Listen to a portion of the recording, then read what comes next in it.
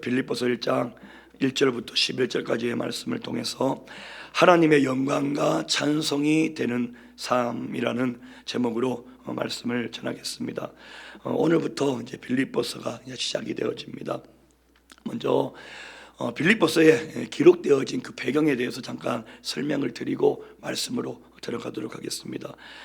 사도 바울은 고린도에서 이 로마 성도들에게 편지를 쓰면서 그 겨울을 그 고린도에서 납니다. 그리고 이 고린도를 떠나서 예루살렘으로 향하게 됩니다.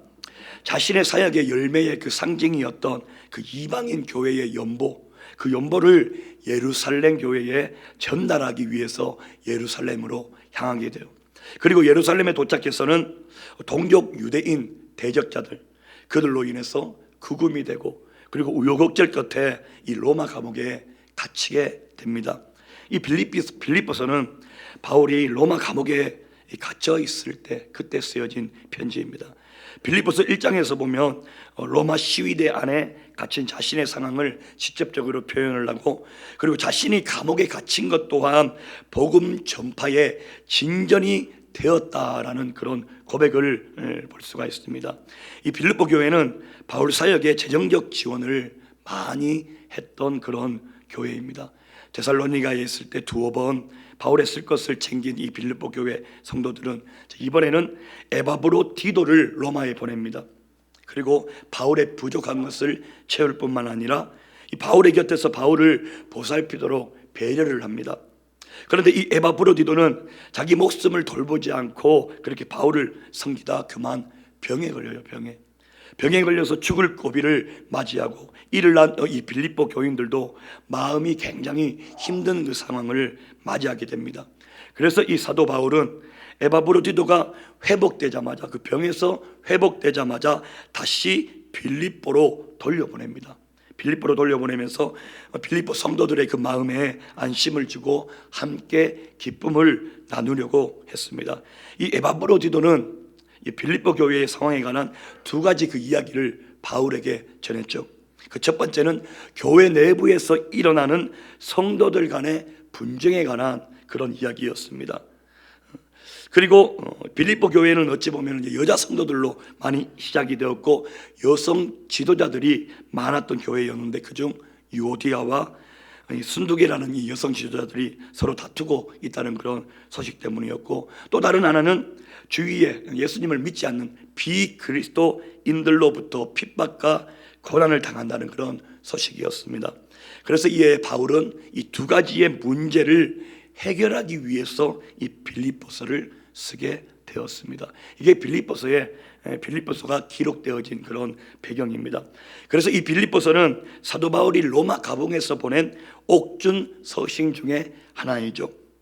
그러나 이제 이 빌립보서를 우리가 한번 이제 계속해서 알아보고 또 읽어보며 나아갈 텐데, 옥중 서신인 것이 아닌 만큼, 믿어지지 아니할 만큼 이 신약 서신 중에서는 기쁨이 충만한 편지라는 것을 알 수가 있습니다. 오늘 본문 말씀에도 보면은 사도 바울은 첫날부터 이제까지 함께 복음을 위한 일에 동참해 준 이 빌립보 교회에 대해서, 성도님들에 대해서 감사함을 전하고 있죠.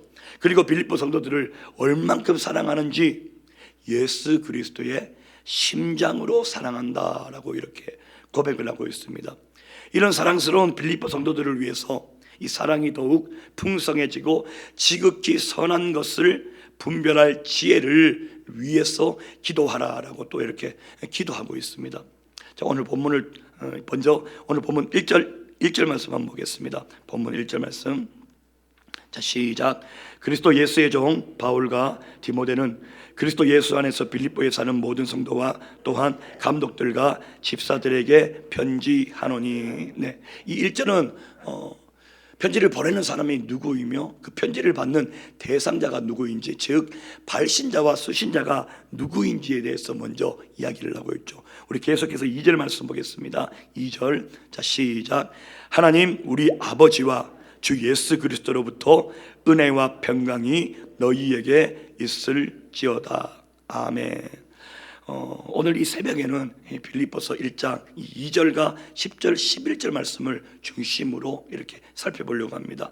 먼저 2절에서 하나님 우리 아버지와 주 예수 그리스도로부터 은혜와 평강이 너희에게 있을지어다. 마치 축도하는 것 같죠. 첫머리에 항상 빠지지 않는 이 축복이 바로 이 말씀입니다. 너희에게 은혜와 평강이 있을지어다. 2023년 올 한 해 우리 성도님들에게도 이처럼 은혜와 평강이 있기를 주의 이름으로 축원드리겠습니다. 자, 그렇다면 은혜가 무엇입니까? 은혜는 너무나도 잘 아시잖아요. 받을 자격이 전혀 없는 우리에게 그저 하나님께서 값없이 주시는 선물이 바로 이 은혜입니다. 이 분에 넘치는 받기에 가불한 하나님의 사랑을 말하고 있죠. 오늘 우리는 어찌 보면 하나님의 이 은혜 없이는 살아갈 수 없는 그 존재들이 기독교인들이죠. 이 땅을 살아가면서 우리에게 많은 필요한 것들이 있죠. 그리고 중요한 것들이 있습니다.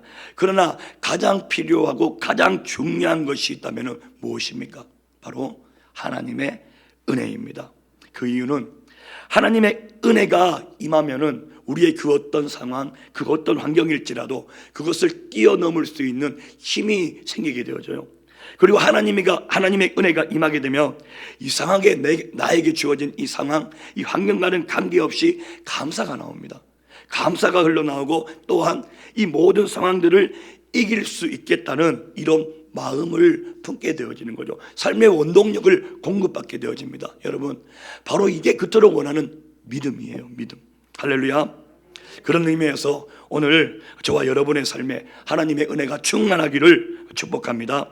그리고 이 새벽에 간구하실 때 다른 어떤 기도 제목보다 이 하나님의 은혜를 나에게 부어달라고. 2023년 이제 시작되어졌으니 이 한 해는 하나님의 은혜가 충만하게 임하는 한 해가 되게 해달라고 그렇게 기도하셨으면 좋겠습니다. 또 우리가 이 땅을 살면서 은혜와 함께 또 필요한 것이 있어요. 그게 무엇입니까? 평강이죠. 평강. 하나님께서 주시는 평강, 하늘에서 내려오는 평강. 자, 제가 예전에 한번 우리 성도님들에게 말씀드린 적이 있는 것 같아요.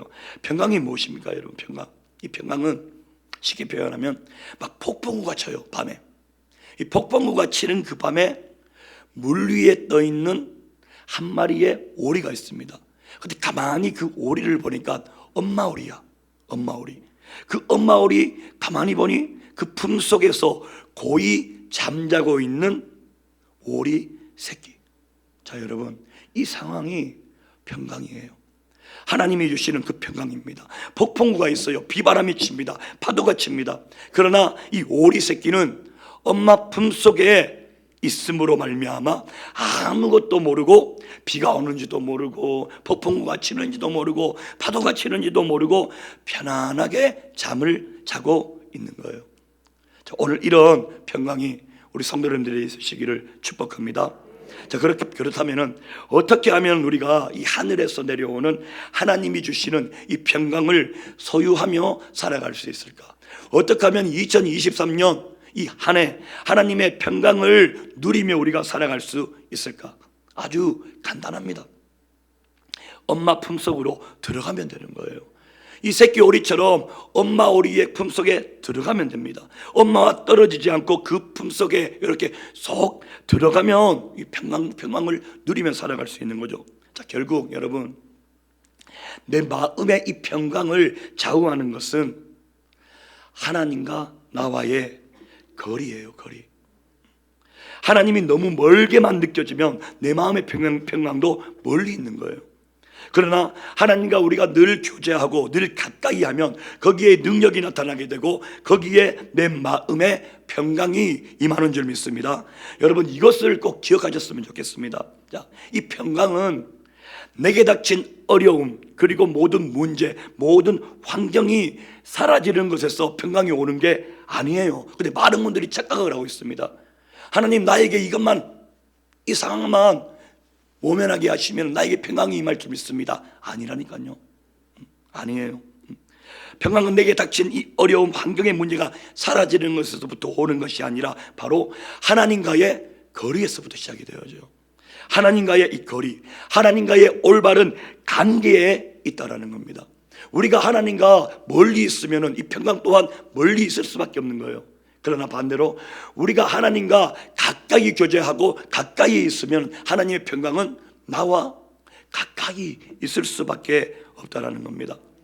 오늘도 이 주님과의 올바른 관계를 통해서 하나님과의 이 거리를 가까이 함으로 말미암아 이 세상이 줄 수 없는 그런 하늘의 평강을 맛보고 누리시는 우리 모든 성도님들이 되시기를 주의 이름으로 축원드리겠습니다. 자, 그리고 이제 3절에서 8절까지는 그동안 하나님 사역에 함께 동력해준 빌립보 성도들에게 감사한 마음을 전하는 그런 내용들입니다. 그냥 한번 쭉 읽어보면 될 것 같아요. 먼저 3절 4절 말씀 읽어보겠습니다. 3절 4절 자 시작.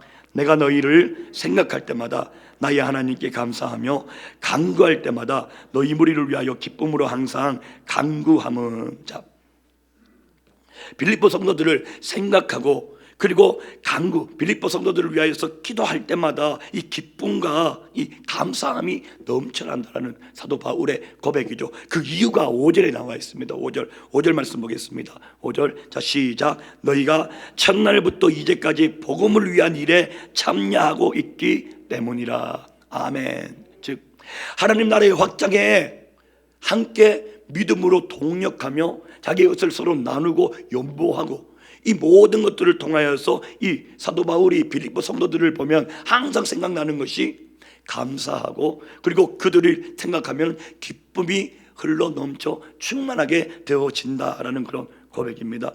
우리 계속해서 6절 말씀 보겠습니다. 6절 말씀 6절 자 시작. 너희 안에서 착한 일을 시작하시니가 그리스도의 예수의 날까지 이루실 줄을 우리는 확신하노라. 아멘. 자, 이 6절 말씀도 굉장히 중요해요. 우리가 하나님 나라의 모든 동력의 그 사역의 동력자인 줄 믿습니다. 믿음의 동력자들이에요. 믿음의 동력자들이 가져야 할 그 마음이 무엇입니까? 다른 게 아니에요. 시작하신 분도 하나님이시니까 마치시는 분도 하나님이시다라는 거. 알파와 오메가 되시는 이 하나님을 붙잡으셔야 됩니다. 즉 하나님의 결국을 믿는 믿음을 가지시고 힘있게 달려가시기를 축복합니다. 이 하나님의 결국을 믿는 믿음이 있으셔야 중간에 멈추지 않고 낙심하지 않고 절망하지 않게 되어지는 거예요. 이제 우리는 작은 자가 1000명을 이루는 교회라는 이 표어를 가지고 이 비전을 가지고 이제 막 달려갑니다. 이제 시작이 되어졌어요. 분명히 중간에 가다 보면 상황과 그 환경에 따라서 내가 절망하고 낙심하고 비바람이 칠 때 있어요. 그때마다 우리는 무엇을 붙잡아야 됩니까? 환경, 내 상황을 붙잡는 것이 아니라 하나님이 이루실 하나님의 결국을 믿는 이 믿음을 붙잡으셔야 할 점이 있습니다. 그게 바로 6절 말씀이에요. 너희 안에서 착한 일을 시작하시니가 그리스도 예수시니까 예수의 날까지 끝까지 이루실 줄을 우리는 확실하며 달려가야 한다는 이 사도 바울의 믿음의 고백입니다. 우리 7절 말씀 보겠습니다. 7절 말씀 자 시작. 내가 너희 무리를 위하여 이와 같이 생각하는 것이 마땅하니 이는 너희가 내 마음에 있음이며 나의 매인과 복음을 변명함과 확정함에 너희가 다 나와 함께 은혜에 참여한 자가 됨이라. 계속해서 8절입니다. 내가 예수 그리스도의 심장으로 너희 무리를 얼마나 사모하는지 하나님이 내 증인이시니라. 아멘. 자 여러분 7절과 8절 말씀을 통해서 사도 바울은 이 함께 하나님 나라 확장에 사역을 하며 나아갈 때에 그 옆에 함께 믿음으로 함께 된 그 동력자들에 대한 그 마음을 볼 수가 있습니다. 굉장히 소중한 교회였어요. 굉장히 사랑하는 마음, 예수 그리스도의 심장으로 사모한다, 사랑한다라고까지 표현을 합니다. 자 여러분 오늘 이 시간 조금 경직되어 있는 표정이시지만 옆에 분을 한번 바라보십시오. 옆에 분 잠깐 한번 바라보십시오. 웃으시면서. 그분들이 믿음의 동력자들이에요. 예수의 심장으로 우리가 서로 사랑하며 섬겨주며 나아가야 하는 그 믿음의 동력자들입니다. 2023년 이 한 해 사랑하시기를 축복합니다. 사랑으로 섬기시기를 축복합니다. 그리할 때 하나님의 모든 은혜와 평강이 임할 줄 믿습니다. 이제 그 다음에 이제 바울의 이제 기도 내용이 이제 9절, 10절, 11절에 이렇게 쭉 이어집니다. 먼저 9절 말씀 보겠습니다. 9절 말씀. 자, 시작. 내가 기도하노라. 너희 사랑을 지식과 모든 총명으로 점점 더 풍성하게 하사. 아멘. 바울의 첫 번째 기도 제목이 나오죠. 너희 사랑이 점점 더 풍성해지기를 원한다. 할렐루야. 우리의 사랑이 점점 더 풍성해지기를 원합니다. 이 신앙의 연륜과 함께 사랑이 점점 더 풍성해지고 깊어져야 할 줄 믿습니다. 우리 골로새서 3장 14절 말씀 한번 찾아보겠습니다. 골로새서 3장 14절 말씀입니다. 자, 우리 한 목소리로 앞에 빚어냈습니다. 자, 시작. 이 모든 것 위에 무엇을? 사랑을 더하라. 이는 온전하게 매는 띠니라. 아멘. 모든 것 위에, 다른 것도 많은데 모든 것 위에 사랑을 더하라라고 말합니다. 왜? 온전하게 매는 띠가 된다라고 이야기를 해요. 자, 여러분, 여기에서 말하는 이 사랑은 에로스가 아니에요. 아가페입니다. 아가페. 그럼에도 불구하고 의 사랑이 아가페의 사랑이죠. 우리 인간이 하는 것은 그럼에도 불구하고의 사랑이 안 됩니다. 나를 죽이는 그 원수임에도 불구하고 내가 너를 사랑한다. 네가 나에게 상처를 주고 나에게 피해를 줬지만 그럼에도 불구하고 내가 너를 사랑한다라는 거예요. 이게 바로 아가페의 사랑입니다. 이게 바로 하나님의 사랑이에요. 그리고 2023년 옆에 계시는 우리 성도님들과 만나지는 모든 사람들에게 우리가 전해야 할 사랑이 바로 이 아가페, 그럼에도 불구하고의 사랑이에요. 보고만 있어도 화가 납니다. 아니 왜 저래? 왜 저렇게 살아? 하지만 그럼에도 불구하고 그를 불쌍히 여기고 사랑하셔야 되는 거예요. 이 사랑을 우리는 전하는 사람인 줄 믿습니다. 이게 바로 하나님의 사랑이에요. 그럼에도 불구하고의 이 사랑. 그런 면에서 보면 오늘 저와 여러분의 사랑이 점점 더 풍성해지고 점점 더 깊어질 수 있는 2023년이 되기를 원합니다. 그래야하기 위해서는 오늘 이 하루부터 우리가 그럼에도 불구하고의 이 사랑을 실천하며 살아가셔야 된다는 거죠. 그리고 이제 이어지는 우리 10절 말씀, 11절 말씀 한번 보겠습니다. 10절, 11절 시작. 너희로 지극히 선한 것을 분별하며 또 진실하여 허물 없이 그리스도의 날까지 이루고 예수 그리스도로 말미암아 의의 열매가 가득하여 하나님의 영광과 찬송이 되기를 원하노라. 아멘. 자, 10절 11절 말씀을 통해서 바울은 이 빌립보 이 성도들에게 실제적인 신앙의 열매, 그리고 성도 하나님을 믿는 자녀라면은 실제적인 삶의 변화가 있어야 된다라고 그렇게 권면을 하고 강구를 하고 있습니다. 이걸 하나씩 먼저 보면, 먼저 첫 번째 10절 앞부분을 보면 너희로 지극히 선한 것을 분별하며라고 말을 합니다. 자, 여기에서 분별한다라는 이 말은 옳고 그름을 구별한다라는 그런 뜻이 아니에요. 이 말씀에서 분별한다라는 것은 옳고 그름이 아니라 옳은 것 중에서 가장 옳은 것을 구별하여 선택한다라는 그런 뜻을 가지고 있습니다. 자, 여러분, 이거 굉장히 중요해요. 분별한다 하면 우리가 그냥 옳고 그름을 분별한다라고 많이 생각들 하시는데, 여기에서 말하는 분별한다는 옳고 그름을 분별하는 것이 아니라 옳은 것 중에서 가장 옳은 것을 구별하여 선택한다라는 이런 의미를 가진다는 거예요. 자, 여러분, 오늘 우리가 이게 선이냐 악이냐, 정통이냐 이단이냐, 옳으냐 그르냐, 이런 걸 잘 구별하는 것, 우리 신앙생활에 있어서 참 중요합니다. 그렇지만 우리에게 더 중요한 것이 무엇이냐면은 옳으냐 그르냐의 싸움, 옳고 그름의 싸움이 아니라 옳은 것 중에 가장 옳은 것이 무엇이냐. 잘 이해가 안 가시죠? 이해를 쉽게 제가 도와드리겠습니다. 좋은 것 중에 가장 좋은 것이 무엇이냐, 이걸 구별하여 선택하는 거예요. 이게 더 중요하다라고 이야기를 합니다. 자, 사탄이 우리 성도님들을 넘어뜨리는 방법 중에 하나가 무엇입니까? 신앙이 약한 사람은 시험을 줘서 넘어뜨립니다. 그리고 시험으로 안 될 것 같은 사람은 많은 좋은 것을 그에게 줘요. 좋은 것을 준다니까요. 그래서 그의 삶에 이 많은 좋은 것 때문에 가장 좋은 것을 잊어버리게 만드는 거예요. 가장 좋은 것이 무엇입니까? 복음이잖아요. 예수님이시잖아요. 그렇기 때문에 우리는 좋은 것이 아니라 이 좋은 것 중에 가장 좋은 것이 무엇인지 분별할 줄 알아야 한다는 겁니다. 이게 지금 말하는 10절 상반절에 나오는 지극히 선한 것을 분별하며, 좋은 것 중에 가장 좋은 것을 분별하며 그 가장 좋은 것을 내 삶의 우선순위로 두는 것, 바로 이것을 위해서 사도 바울은 빌립보 성도들을 위해 기도했습니다. 좋은 것 중에 가장 좋은 것을 구별할 수 있는 우리 성도님들이 되시기를 축복합니다. 그리고 두 번째로는 10절 하반절입니다. 하반절을 보면 또 진실하여 허물 없이 그리스도의 날까지 이루고라고 말합니다. 자, 여기서 진실하다는 말은 어떤 물건이나 옷을 햇빛에 드러낸다라는 그런 뜻을 가지고 있습니다. 물건이나 옷을 햇빛에 드러낸다.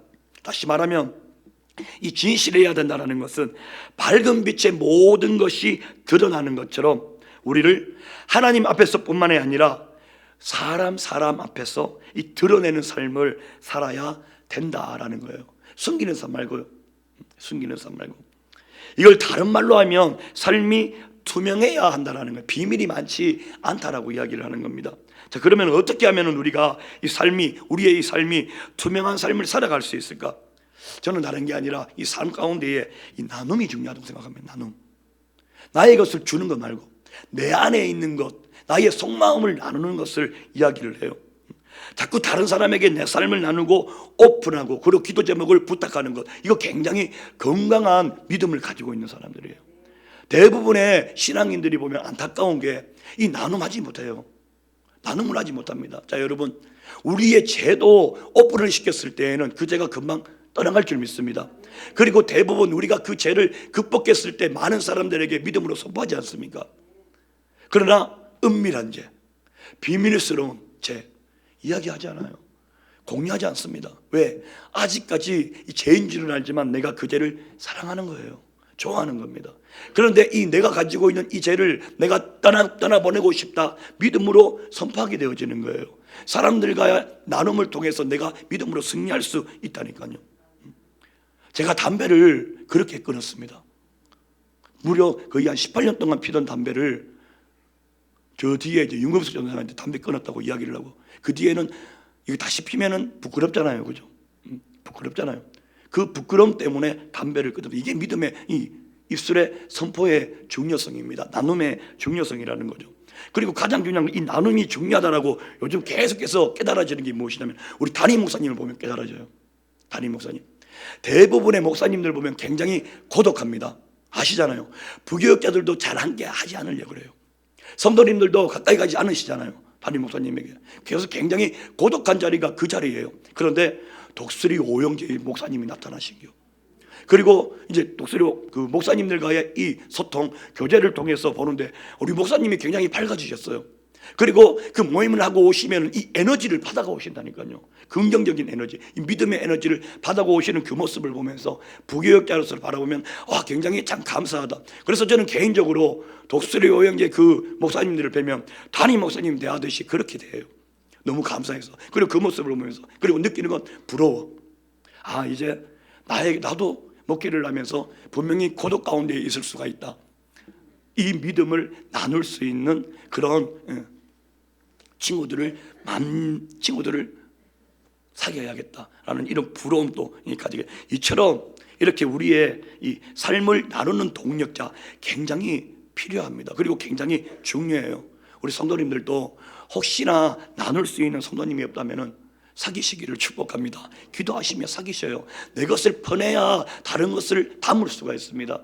내 것이 먼저 퍼내어져야 예수님을 담을 수가 있고, 그 다음은 예수님이 성령 충만함으로 흘러 넘쳐야 만나는 모든 사람들에게 그 예수님 가장 좋은 것을 나눌 수 있는 이 넉넉함을 가지게 되는 거죠.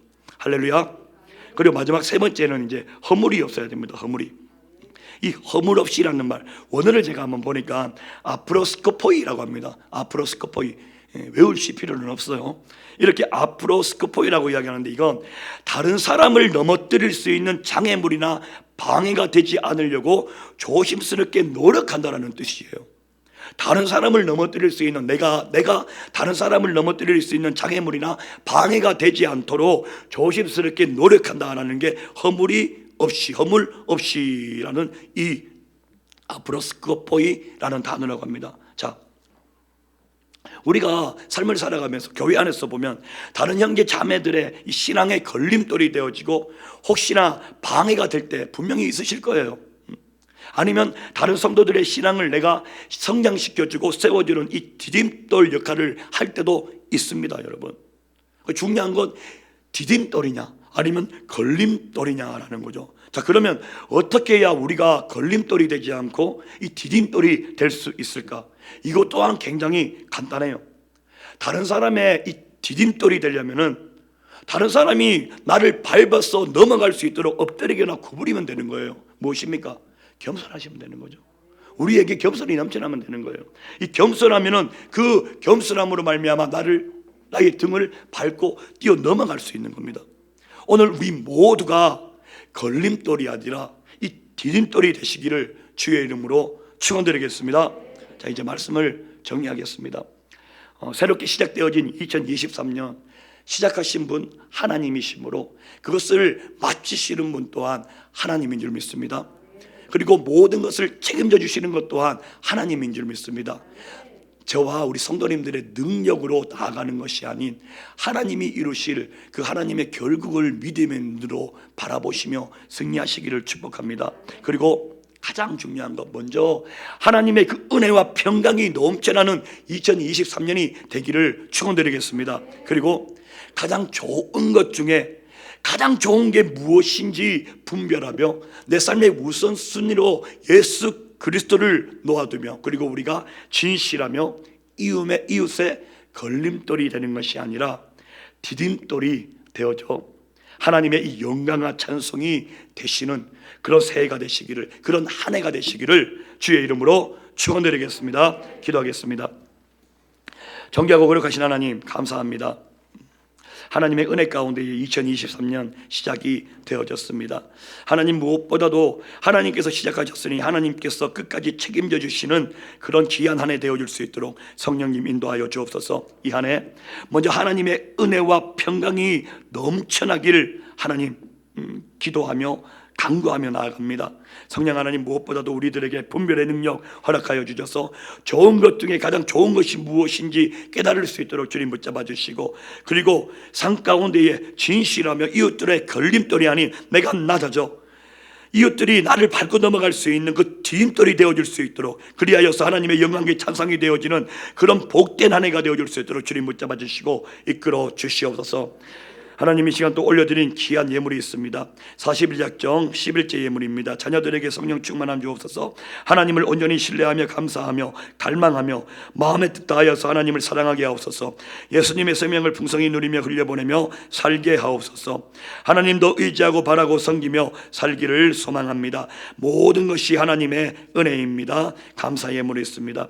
하나님, 드려진 예물 기억하여 주시옵시고 올려드린 예물, 마음의 소원, 기도 제목들 연락하셔서 하나님 살아계심을 나타내어 주옵시고 30배 60배 100배로 복내려 주옵소서. 감사드리며 예수님의 이름으로 축복하며 기도드립니다.